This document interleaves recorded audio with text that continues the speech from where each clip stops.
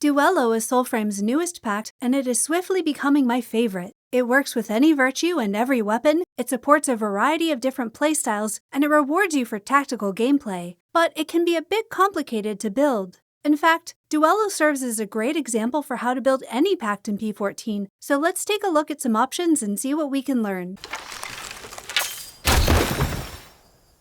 The vision for crafting Duelo is a reward for completing a fable called the Wreck of Maestra Carmo. To start this quest, you'll need to collect fragments of the Duelo ribbon from shipwrecks around Midrath, and then have two Volcani craft them into a headpiece, so those ribbons won't appear until after you've completed the Steelsinger fable. Equip the Duelo ribbon and you'll see 3 locations marked on your map where you can find a weapon buried in the sand. Interact with each one to duel Maestra Carmo 3 times, and don't forget to bow before you start. Each duel rewards 1 fragment for the Pact, and the third also gives you a fragment for Navala, one of our 2 new rapiers. While two Volcani is working on crafting Duelo, you can return to the shipwrecks to duel Maestra Carmo again, and now each fight has the chance to give you a fragment for her armor set. You only need 1 fragment per piece, and this is one of the best gray sets in the game, so it's definitely worth the effort. So, now that we have Duelo, let's take a look at what it does. Duelo's Courage Arcanic is Flintlock. Using this Arcanic will pull out a pistol that you can aim, but you will not be able to move until you fire it using your Pulse Smite keybind. It has a pretty long range, but with significant damage drop-off, so while it can benefit from Grace's stealth multipliers, it's not a great ability for long-distance sniping. I have sometimes had trouble hitting targets at point-blank range as well, but this is most likely either a bug or a desync issue. Either way, given how enemies will often stumble away from you as you cast Arcanics, Flintlock is most effective at mid-range, where targets are close enough to get max damage, but not so close that they panic away from your shot. Flintlock deals pretty good damage that scales quite well with Courage, and can pierce to hit multiple targets. It deals a ton of stagger and can knock enemies prone. Its projectile also deals AoE damage on impact, and that AoE has excellent range, no damage drop-off, and will radiate from anything the projectile hits. So even if you miss your target, as long as you hit something near them, they will still take some damage. Yeah, this is a really good Arcanic. Duelo's Spirit Arcanic is Bravada, which will buff your highest virtue by a base amount of 25%, plus an amount that scales with Spirit. This scaling starts off pretty weak, but gets significantly better at high values on full Spirit builds. Even so, that base boost of 25% is pretty good, since it means the buff you get will also effectively scale with the virtue it's buffing. And it will also buff allies, giving each squad member a boost to their highest virtue. If you're running a split virtue build with 2 or more virtues at exactly the same value, Bravada will split its buff equally between those virtues, and the buff's visual effect will show you a blend of those colors. All this means that while Bravada is technically best on a full Spirit build, as it should be, it's still quite good on all other builds, whether you go for a single virtue or a split. Bravada also slows enemies near you when you cast it, which honestly I would disable if I could. This is very subjective, so if you like Bravada slow, you're probably more normal than me. I find it kind of annoying to readjust my parry and dodge timing mid-fight when the windows shift due to Bravada's slow, but that's probably because of how I relate to patterns and rhythm. I tend to cast it out of range of enemies whenever I can, but if you find combat easier when enemies are slowed down, Bravada can help with that. Finally, we have Duelo, the Grace Arcanic. This summons a ghostly double that shadows your movements, effectively adding a second hit to all your attacks. The damage dealt by the second hit scales with Grace, but the base amount is good enough to matter on non-Grace builds, and it will also proc on Arcanics, rune attacks, and even smite pulls. Those hits are mitigated by enemy armor, making the net damage boost much less than it would be if the Arcanic just buffed your attacks. But it is enough to matter, and there are some interesting benefits of having additional strikes. If your weapon has a rat totem equipped that deals damage to a nearby enemy, then your shadow strikes will also have a rat proc, and your rat procs can get doubled by Duelo. This means attacks in large groups of enemies can result in a lot of numbers, and even if none of those numbers are especially large, they do add up significantly. Duelo's unique pact upgrades are Chamariz and Olho. Chamariz allows you to summon clones after a perfect dodge that will draw enemy aggro. The perfect dodge itself will not summon a clone, but will activate the upgrade, and at max rank your next 4 dodges will leave decoys behind. That's 1 decoy for each rank in Chamariz. Rolls do not leave decoys, only the little hops, so be mindful of your sprint state while you're dodging. The clones don't last very long, don't grab aggro from very far, and won't cause an enemy mid-attack to turn away from you. That last one is pretty tough because some enemy animations last longer than the clones, especially when attackers are slowed by Bravada. The clones can open enemies to finishers, but it's tough to get in position for one before the clone vanishes. It's also possible for allies to get locked onto your Chamariz clones as well as your shadow when you use Duelo Duelo, and if you're using a ranged weapon, your Chamariz clones can block your attacks. So, as much as I want to love this upgrade, being the Spectre Strike enjoyer that I am, it's going to be most useful on a solo melee build and will actually hinder you in ranged combat, at least until DE rolls out a hotfix.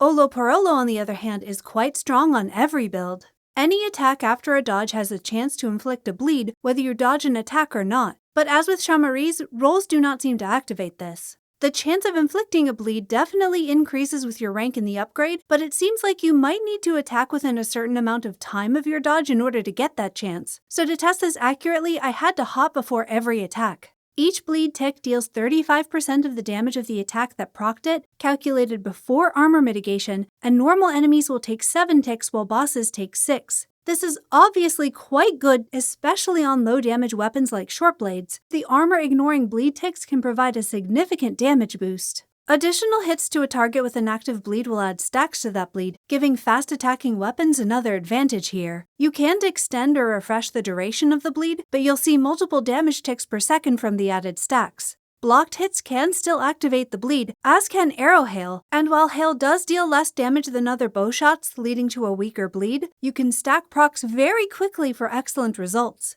So overall, this is an extremely strong Pact upgrade. Alright, let's talk builds. Building any Pact in Preludes 14 should start with one question. Are you going to build around arcanics, or are you going to build around your weapon? In most cases, virtue requirements effectively prevent us from freely mixing and matching any arcanic with any weapon, so until that changes, all buildcraft starts here. Fortunately, Duelo is good on any virtue, so you can choose to favor any of its arcanics, pick weapons and armor attuned to that virtue, and you'll have a build that works. Full courage builds with any melee weapon will give you a great ranged utility through Flintlock. Full spirit builds can use Bravada's buff to maximize fully charged heavy attack damage from magic weapons, since those virtue caps are much harder to hit than the light attack caps. Full grace builds will get a solid damage boost from Duelo Duelo, and if you miss how the torrent used to work, you can get pretty close using Duelo Duelo, a rat totem, Olho, and arrow hail. But Preludes 14 brought us a new weapon type, so of course we're going to do a rapier build. I want to use Espadarte on a Courage Grace split because that will give us a great reason to talk about virtues, damage scaling, and joinery.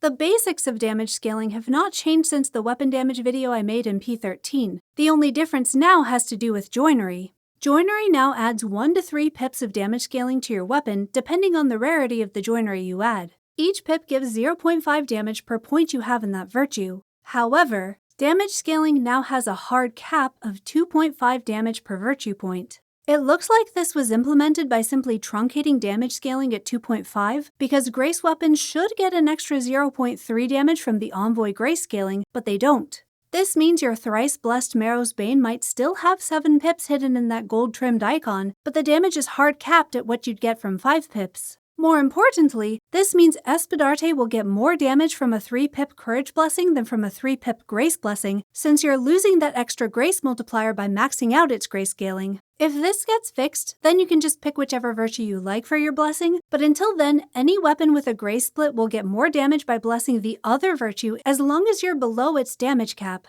On a Courage Grace split build with both Courage and Grace at exactly 25 points, Espadarte will hit its light attack damage cap when Bravada buffs both virtues up to 28, but just a single pip in either Courage or Grace will let you hit that cap even without Bravada, and with only 23 points in each virtue. This will not hit the perfect throw cap, but we're building for melee combat here, so that doesn't matter. If you want to focus on either Flintlock or Duelo Duelo, you could drop the other virtue down to Espadarte's requirement, and then bless Espadarte with more pips in the virtue of whichever arcanic you're boosting. Figuring out exactly how many points you need and what to min-max this is just not practical to do without referring to outside resources. I used Cammy's Soulframe testing spreadsheet while making my builds, and I'll include a link below, because with all the buffs and pips and caps we have in P14, the information we see on the game's interface really needs some improvement. Biljamuk suggested adding another tab to each weapon's info card that shows its various stats and caps, and I think this is a great idea. But back to our build. I'm using the Virus Assassin Prism, Orangol's armor set, and the Triune Talisman, with Skilter as my sidearm since we don't have a rapier sidearm yet, so I have to try to be patient while I wait for my bow rapier build. I'm using a beaver totem on my flyblades for armor strip because that will help me get the most out of Duelo. Either rune works here because I'm just going to orbit my flyblades and focus on rapier combat, and both runes give a second defense slot. On Espadarte I'll use Everflame as my rune, but not because it's better than Mistgale. Everflame is still good, but Mistgale got a much-needed buff in P14, so both Longblade runes are equally viable now. But on this build, I want Everflame for the extra attack slot. I'm going to use the Rascal for extra damage, of course, and I'm going to use the Glider for extra damage on dodge attacks. In my defense slot, I'm using the Plunged for a bit more magic armor, and in my utility slot, I'm using the Bounder for some extra cooldown reduction for Flintlock. For Pact upgrades, I'm going to max out Olho per Olho, and the rest might get updated in the future depending on hotfixes. Make sure to check the pinned comment for updated info. Mora's Pride and Sapphine's Gift are great ways to get more virtue points for weapon damage or arcanic scaling, but remember to check Cammy's spreadsheet and think about how much virtue you actually need for what you're trying to do. I may or may not have stuck with a split virtue build because I like the purple glow I get from Bravada, but one of the best things about Duelo is that it really works very well with any virtue. The most important thing to remember about using Duelo is to always cast Bravada before you use whichever arcanic it will buff on your build. On my split build it will buff both Flintlock and Duelo, so I really just want to keep recasting Bravada as soon as it's off cooldown, but on full Grace builds you would want to hold your Bravada until your Duelo is ready for another cast. I just love how Duelo's kit works for however you want to play so long as you know how to use its various components. In fact, I have 4 Duelo builds in my loadouts now. A full Courage Flintlock build, a full Grace Stealth Sniper, a full Spirit Charge Shot build, and this Split Virtue Rapier setup which is so ready to be a bow rapier build.